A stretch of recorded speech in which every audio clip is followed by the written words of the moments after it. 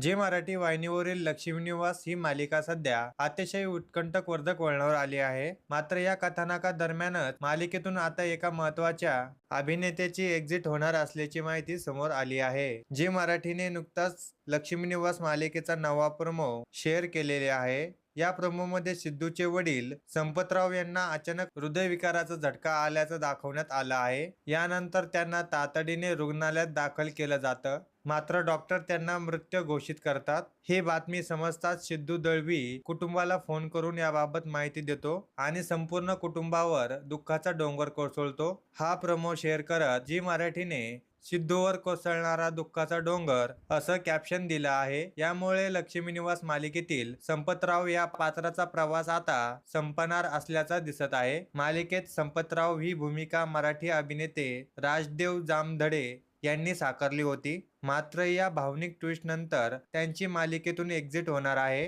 तर लक्ष्मी निवास मालिकेत आलेल्या या मोठ्या ट्विस्ट बद्दल तुम्हाला काय वाटतं आणि संपतरावचं पात्र तुम्हाला आवडलं होतं का हे कमेंट करून नक्की सांगा. धन्यवाद.